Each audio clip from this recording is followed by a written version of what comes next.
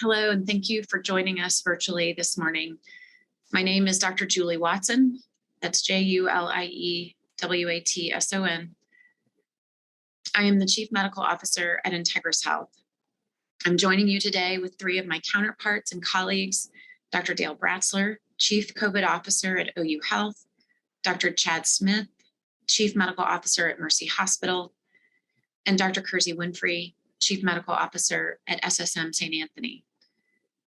As we have done twice before, as your chief medical officers and physician leaders for 4 major health systems in Oklahoma City, we'd like to share with you what we are experiencing in our hospitals during this third COVID surge, what we know about this variant, and what hopefully we can do together. Our emergency departments are overflowing. Our healthcare professionals are exhausted. We have been working nearly nonstop for over 2 years now.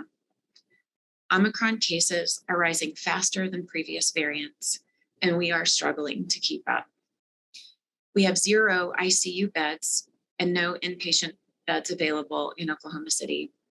This morning, all of our health systems across the Oklahoma City metro had a total of 117 patients in our emergency departments waiting for an open bed.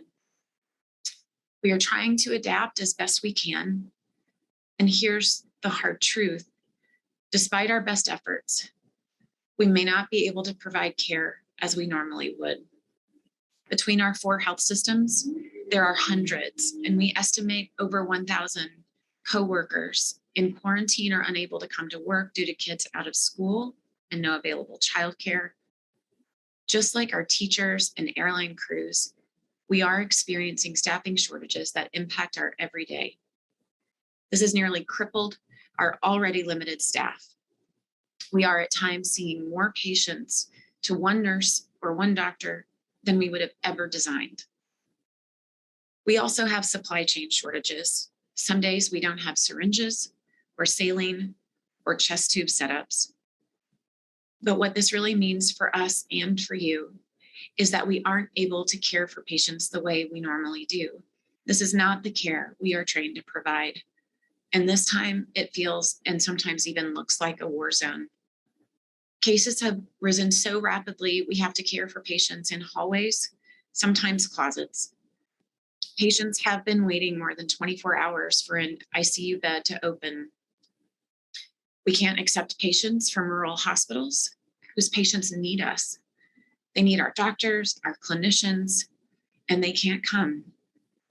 We are telling you this because you need to know this is not our choice. This is not what we want. We've canceled surgeries. We pulled in our own workers from non-clinical areas to clean your rooms, to deliver trays, to open supplies on our loading docks. And we are still struggling. We can't cancel flights and we can't go remote. Our doors are open 24 hours a day. There is no rest for the weary. That's why I'd like to take a moment to talk to our healthcare workers right now.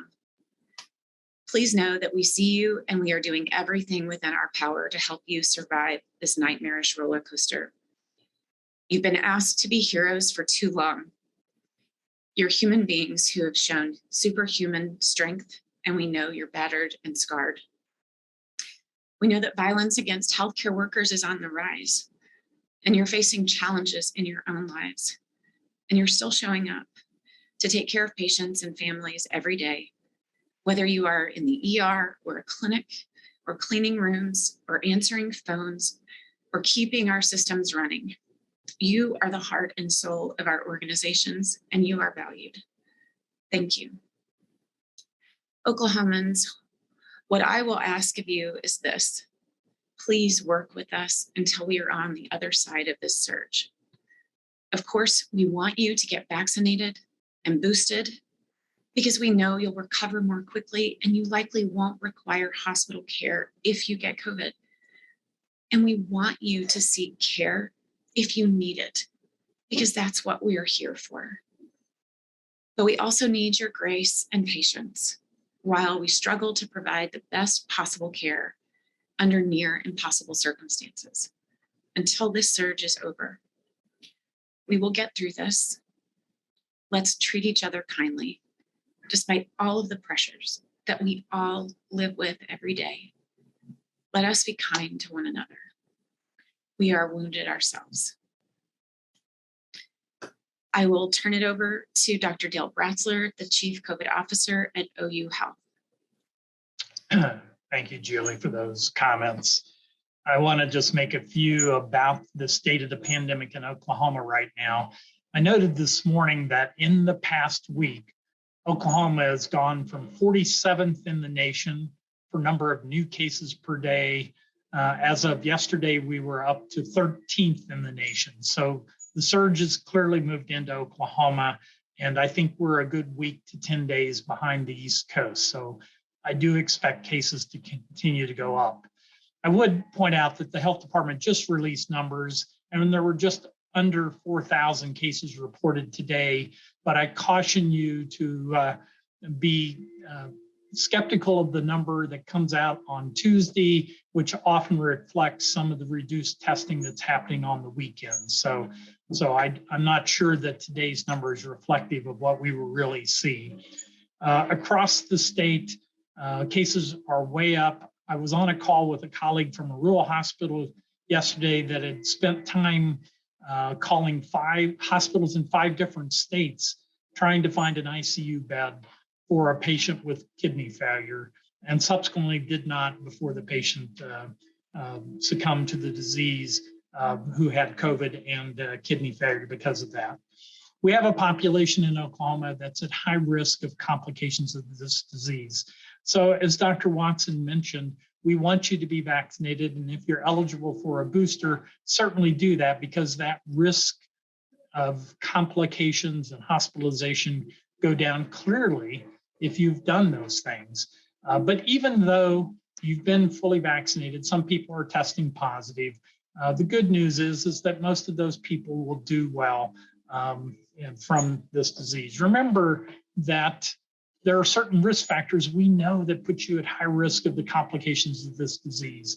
Age is the most important, but being immunosuppressed, having diseases like diabetes, kidney disease, liver disease, cardiac disease, pulmonary disease, and chronic liver disease are the known risk factors for complications of this disease, even if you're fully vaccinated. So think about the people who are around you and practice those mitigation strategies that we've talked about so much, of wearing a mask in public places, trying to avoid indoor crowds at this point in time.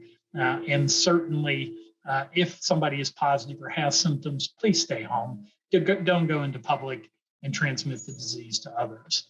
Just a couple of comments about where we're at with COVID with OU Health. We too are full. We have no ICU beds available. I was informed this morning that we have the highest number of COVID patients in the Children's Hospital, which includes pediatrics and women's services, that we've ever had throughout the entire pandemic. About 4% of our workforce are currently out on quarantine or isolation. So we too are struggling to meet the staffing needs. Again, if you need to be in an emergency room, I encourage you to go to the emergency room, because all of our systems, we will take care of you if you have an emergency. But if you don't have an emergency, please avoid using the emergency room right now. Just recognize that there are patients laying in the emergency departments waiting to move into beds across the city. So again, I want to reiterate one more point that Dr. Watson made, and that is we have to thank the healthcare workers, the frontline staff, the therapists, the nurses, and others that are in the face of this disease every day. They are the true heroes right now. So I'm going to turn my time over now to Dr. Chad Smith, the Chief Medical Officer for Mercy, Oklahoma City. Thank you, Dr. Watson, and thank you, Dr. Bratzler, and thank you for everyone on this meeting. So an update from Mercy Hospital, Oklahoma City. Today, we're caring for 102 patients with COVID. We have 0 ICU beds available. We have 0 step-down beds available. And currently, we have 9 patients waiting in our emergency department for one of those open bed spaces. This Omicron surge has been particularly challenging for our emergency departments. We've seen a record number of patients in our ERs over the last few weeks, more than any other time in the pandemic. Our waiting rooms stay full. There are often patients boarding in hallways or overflowing in triage areas. Some days we have patients on ventilators in the emergency department until we can find an open room in the ICU. This creates a bottleneck at all of our hospitals. Care is delayed because many times there's just simply nowhere for patients to go. Many people are walking into our emergency departments looking for a COVID test, even when they don't have symptoms of severe illness. If you have minor COVID symptoms or if you've been exposed, you can help us all by seeking testing at a more appropriate location, such as your primary care office or one of the many public drive-through testing locations across the metro area. We are grateful for partners like the State Department of Health, the Oklahoma City County Health Department, and Emmy Labs, who have created so many more access points for people across the region. Please come see us if you're having a true emergency. We are still here. We want to be able to take care of you in a timely manner when you feel like you can't breathe, you're experiencing shortness of breath, or you feel you're at high risk for severe illness. That's what our ERs are for. However, clogging up our ERs with minor illnesses that could be seen in an urgent care or primary care setting, or even treated at home, is what is exacerbating an already extremely challenging situation for our patients and coworkers. Finally, if I may speak up for our coworkers, they are tired. They're worn out, but they continue to show up every day. Many of us went into healthcare because we felt called to serve and care for others, to be a part of healing patients. This surge seems to be particularly challenging on all of our nurses and caregivers, especially those in the emergency department. It is very difficult to show up to work every day and continue to see a packed emergency room waiting area. It is even more disheartening to see some of the same patients you saw at your previous shift still boarded in the emergency room, waiting for a room to open up.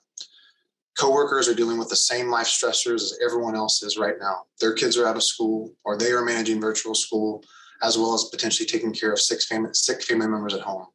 Kindness, compassion, and decency towards each other are needed now more than ever. Patients are angry about long wait times and often take their frustration out on our coworkers. Please know our coworkers share that same frustration. No one wants to keep patients waiting for care. We want to get them seen as quickly and as safely as possible. But this is the reality of the current overwhelming surge that is out of our control. Our coworkers are doing the best they can. I'd now like to pass it over to Dr. Winfrey, who's the Chief Medical Officer at SSM Health. Thank you. Good morning, and thank you for this opportunity. I'm Dr. Kersey Winfrey, Regional Vice President for SSM Health St. Anthony. I serve as our organization's Regional Chief Medical Officer. I appreciate the time to report on this. You may have heard the Omicron variant is mild. If you or someone you know has recovered from the virus with minimal hardship, we are very glad to hear it. However, if you were standing in any one of our overflowing emergency rooms or ICUs, you would see the impact of this highly contagious virus on our health system as anything but mild. Once again, as we've seen with prior surges, the only way we can flatten this curve is through proven mitigation techniques. This is a preventable tragedy. Make no mistake, we need your help. In fact, you and only you can bring this crisis to an end. You've heard some of this before, but today's COVID hospitalization numbers are unprecedented. They underscore the extremely important prevention measures that bear repeating. We know that you must get vaccinated, and when the time is right, get your booster. History has proven time and time again, vaccines save lives.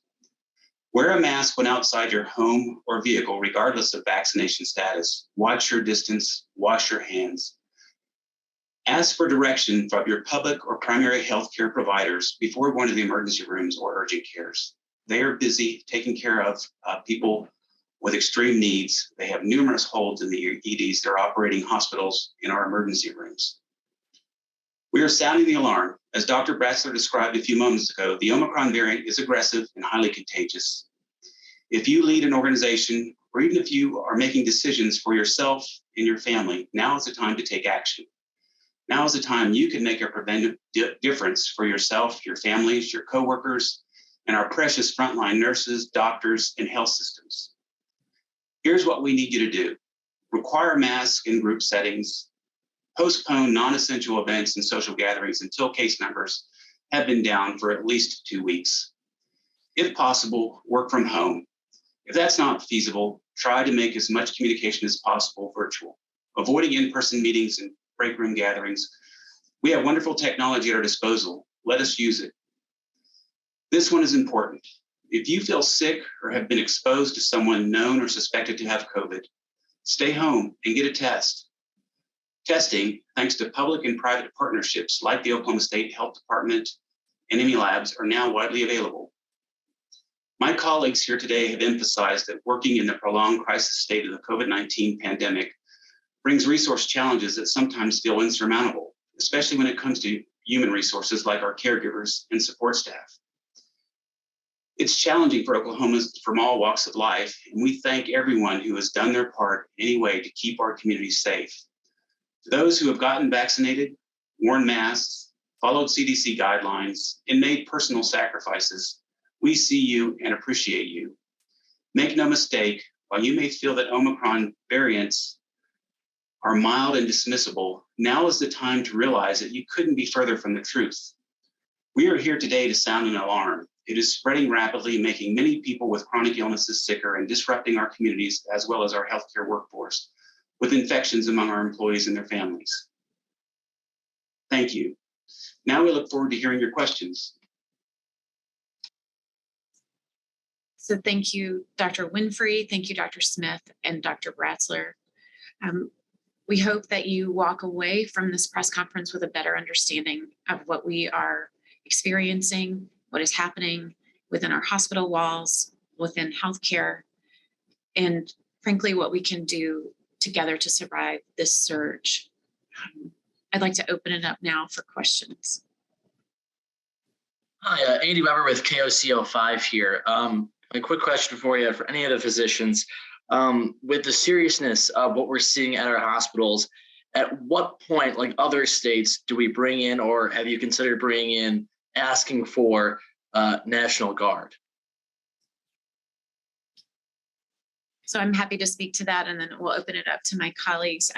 In fact, the chief medical officers here in the Metro have a very good relationship with Interim Commissioner of Health, Keith Reed. We've had these conversations before. Unfortunately, deploying National Guard is not as, certainly no one thinks it's easy, but it is not as easy as it sounds. And often the places that we need them, for instance, in patient transport and things like that, those National Guardsmen are already deployed in medical spaces. So it's almost robbing Peter to pay Paul. But those conversations, absolutely, we have visited those conversations to find out what national and what state resources are out there. Those conversations feel like they are happening on a continual basis, to be honest with you. There really isn't an easy button. We would have pushed it if there were, of course, and everyone wants this to be over as soon as possible. But that is why there's really a plea to Oklahomans. I truly believe we've got a lot of folks trying to help us out as much as we can. And we needed to get back in front of the community to say, please be patient when you come to our facilities. Please use the testing locations that are not in the ER. And please get vaccinated, please get boosted. Julie, there's a question, or sorry, Dr. Watson, there's a question from Dana Branham. I think I said that correctly. Thank you, Maggie. My question for the health leaders would just be, you all have been really clear about what individuals can do to ease the strain on the systems, but at the state or local government level, what can those leaders be doing to help assist you all?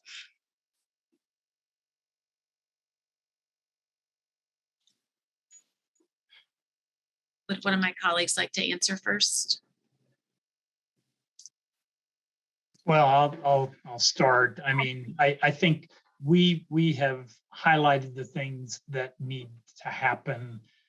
Right now, we're in the thick of this particular surge, so encouraging people to wear masks diligently. We're recommending now that people upgrade their mask, use medical grade masks. You can buy surgical masks very inexpensively, many different places. So wearing masks, wearing high grade masks, avoiding those indoor settings. We just need the messaging to be consistent across the state. Avoid indoor settings where there are large groups of people, particularly in poorly ventilated spaces. Get vaccinated. That may not help immediately, but it will help bring down the surge down the road. And if you're not vaccinated or if you're eligible for a booster, please seek that out. That's just really, really important right now. And then, as all of us have mentioned, please don't go to the emergency room unless you have a true emergency. Don't go for a test or other things, because right now that's the entry point for many people in our hospitals, and the emergency rooms are really clogged up right now. So we need consistent messaging. I think that's one of the most important things. I agree, Dana. I think partnering with our public health officials, our state government officials, as much as we can, be on point with the same message that always, we believe, makes a difference.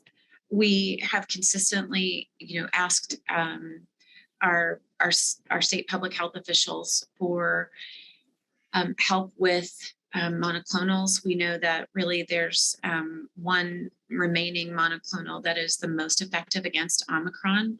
And I believe that they are doing everything that they can to allocate that fairly across the state. We know that the manufacturer of that one monoclonal, it just cannot simply keep up with the demand, and that we're getting as much, we believe we're getting as much as we can. Of course, as was mentioned earlier, the state has also partnered with ME Labs to expand testing across the state and to try to keep those turnaround times as quick as possible. We've been able to benefit from the expansion of that partnership on really dispersed throughout at least the metro. And we have escalated our supply chain concerns. And so we continue to have those dialogues, that dialogue, really on a weekly basis. So briefly, I would just echo what's already been said. I believe it's very important for our state leadership to align with us in our messaging. People are very anxious. A lot of the anxiety about potential danger to themselves, their loved ones, coworkers, can be, I think, addressed and reassured whenever we're aligned in our messaging. The actual messages that we currently are trying to share could be made louder with the right amount of alignment from state leadership.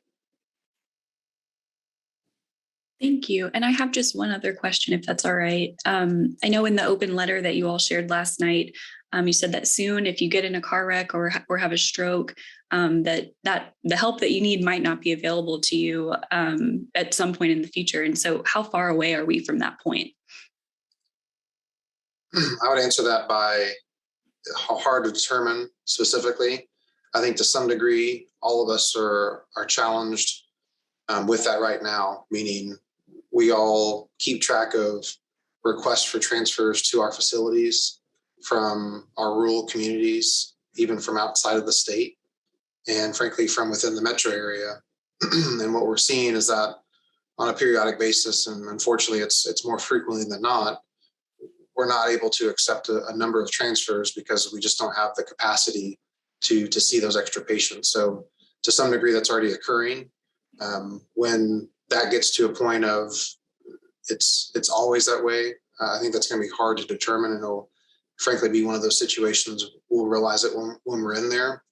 But I would submit that we're really close on a day-to-day basis, where we're challenged with trying to meet all the needs and demands of our community.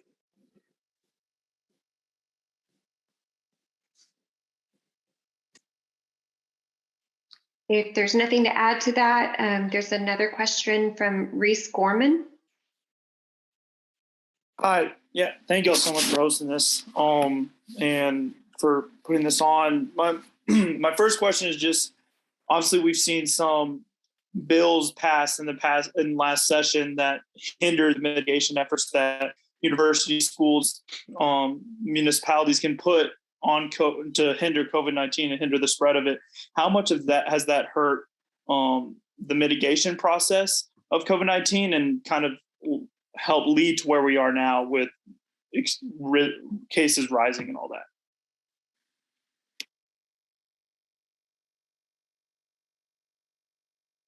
I don't know that I can quantify in any way what the impact of some of the restrictions have meant. I would simply say, you know, there are now many studies that have demonstrated clearly that mask policies in schools or in communities reduce transmission rates for COVID-19. That's actually not controversial anymore. It's quite clear when people do it consistently. I will point out that one of the challenges we have in healthcare right now is I think most of our healthcare employees are quite safe when they're in our systems because we have strong policies in place around wearing masks and hygiene and other things to try to prevent the spread of the disease. But all of our healthcare workers have lives outside of our health systems where there is the risk of possibly being infected.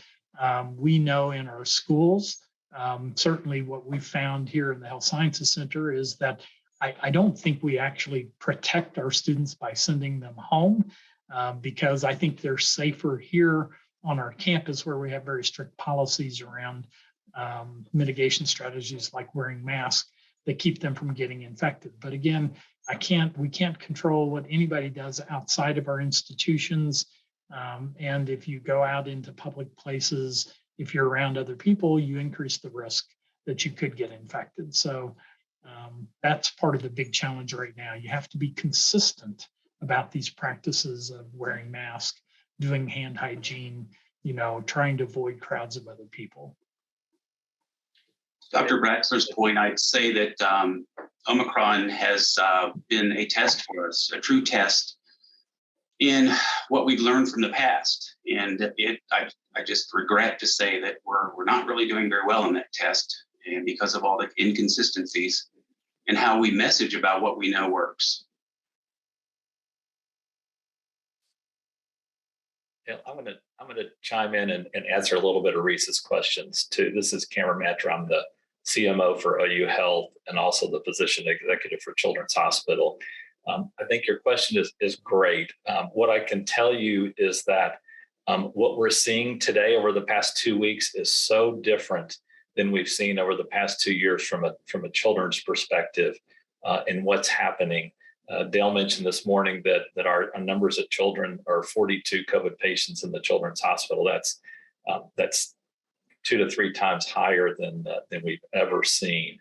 That does include women's, but there are upwards of 30 kids in the hospital, and about 6 or 7 of those are in the ICU. The other thing that we're noticing is on a daily basis, we are restricting our OR cases because of what you've heard about. But at the same time, we used to have maybe 1 patient or 2 patients test positive, and so we would cancel their cases. Yesterday, it was 10. Today, it was 6 or 7. So we're seeing many more kids test positive and canceling cases because of that. When we look at our pre-testing area, for the past several months, the percentage of kids that have tested positive who are coming in to have an operation was about between 1 and 1.5%. The past 2 weeks, it's up to 13%. It is a huge increase in the number of kids, and so that tells me that they're getting it at school, they're getting it at home, and although we aren't allowed to, or school districts, I would say, aren't allowed to mandate any type of thing. I will tell you that every time I talk to you all about what can we do to protect our kids, there's nothing wrong with a parent asking their child to wear a mask when they go to school, and I think we need to continue to do that. So thank you. Definitely. And just one other question, kind of on that note, what is obviously we're seeing you just mentioned seeing a big difference of children are getting infected with Omicron at higher rates than what they were previous variants. What is the vaccinated to unvaccinated kind of ratio in y'all's hospitals right now in regards to COVID-19? For pediatric patients or all patients? All patients. So I can speak on just what we know about Mercy patients. So of the patients that we have at Mercy, it's approximately 58% of those patients have had no vaccination or partial vaccination.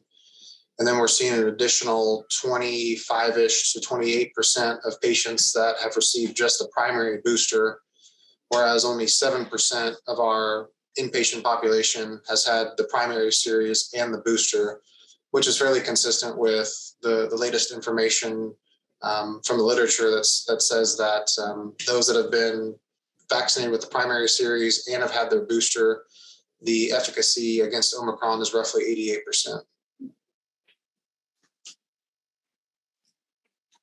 I know Dr. Bratzler can speak to this, but we have a few ways of looking at that. We obviously look day to day. For us at Integris Health, usually the percentage of unvaccinated is 75 to 80% or so across medical surgical beds versus ICU beds.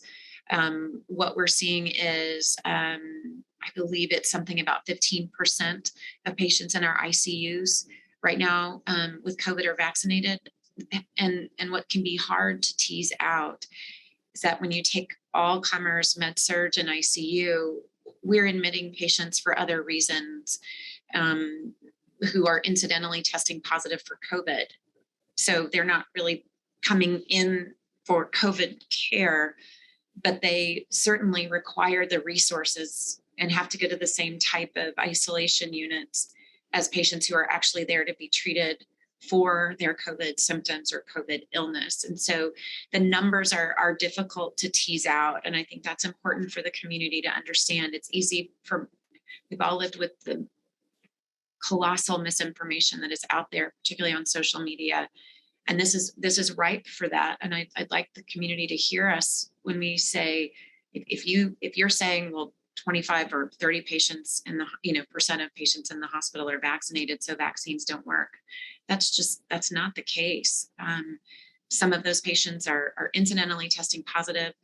And I can tell you right now, last week we had no ICU patients who were COVID positive that were vaccinated, none that were fully vaccinated. And so vaccines do work and they prevent serious illness. And if you are vaccinated but not boosted, please get boosted. It is a game changer for you and for preventing serious illness. I'll just add one point. And so about a third of our patients in our adult hospital right now are COVID positive, but we've seen a lot of COVID positivity in our trauma patients who clearly didn't come here because of COVID. They get admitted through our trauma unit, but they test positive for COVID. So those patients may or may not have been vaccinated, but COVID is not what put them in the hospital. It's their car accident or other trauma events that are bringing them in. So we're seeing a lot of that. It's as I told others, it's not black and white about whether or not somebody that's in the hospital that has a positive COVID test is there because of COVID or has it incidentally because of some other serious illness.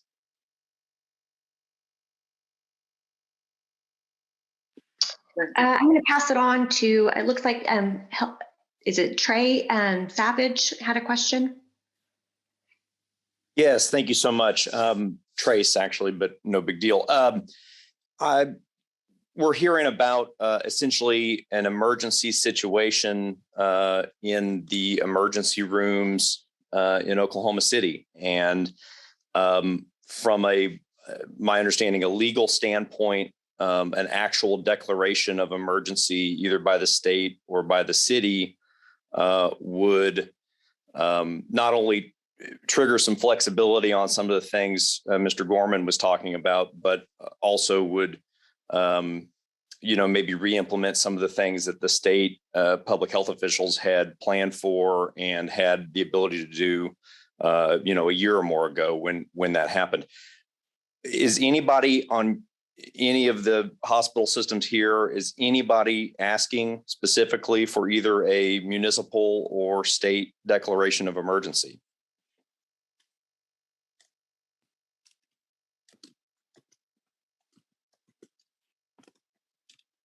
It sounds like a resounding yes.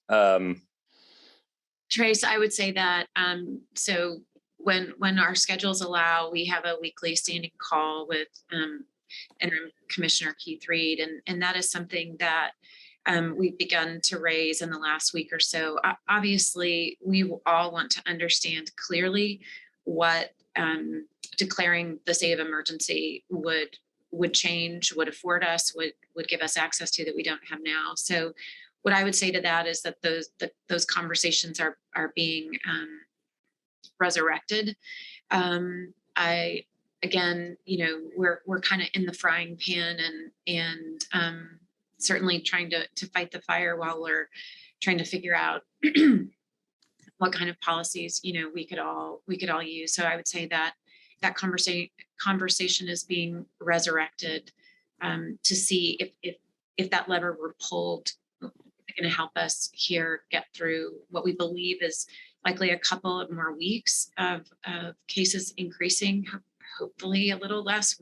No one knows, and then we're not sure about the decline. So I appreciate you bringing that up. I would say those are conversations that we're having. Thank you so much, Dr. Watson. Anybody else?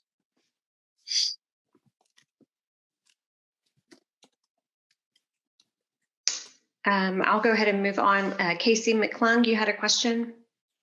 Hi, yes, thank you for taking questions. In the beginning remarks, it was mentioned that there's been a shortage of basic supplies, of things like saline. Can you talk a little bit more about the supply shortages and how that's affecting patient care?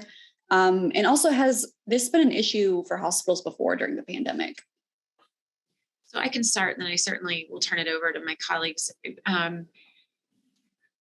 There are a number of ways that we in the US, probably the world, are experiencing supply chain shortages. We know that one of our major sources of saline bags is, I believe, Puerto Rico. And there are multiple reasons why we go in and out of bottlenecks there. We have also had supply shortages of syringes, of flushes. I think we drew up 7,000 flushes on just creating them, which is what we use to flush IVs and et cetera. And so, yes, we've confronted supply shortages in the past. I would say, though, I think we've just been living with a global supply chain slowdown. And so, again, we've escalated these concerns. Thankfully, right now, we don't have a supply shortage of PPE. And we hope that holds true. But when our numbers are outpacing our ability to care for patients, it makes even sort of what we've become accustomed to in supply chain difficulties even more difficult. So imagine being a nurse and you go to grab a bag of saline and it's not there, or you need a saline flush and you have to stop what you're doing to go draw it up, or you're not sure where the gowns are. Beyond just not having it, it's just one more layer of complexity and frustration and exhaustion that it adds to our workforce. Julie, that was a good answer. I think it's a good question as well, Cassie. One of the areas that I would point out where we have scarcity that's frustrating is there are agents that we know have anti-COVID effect for patients, the monoclonal antibodies and some of the newly released oral agents. The scarcity with those is a frustration that we are all feeling every day. Every day we hear about or see patients that would be eligible and they have to get into a queue to actually be assigned to those therapies. And that's despite our best efforts to procure those. And as mentioned earlier, we're working closely with the state health department to make sure that we have access to those and we're allocating them in a balanced and fair manner. There's just not enough.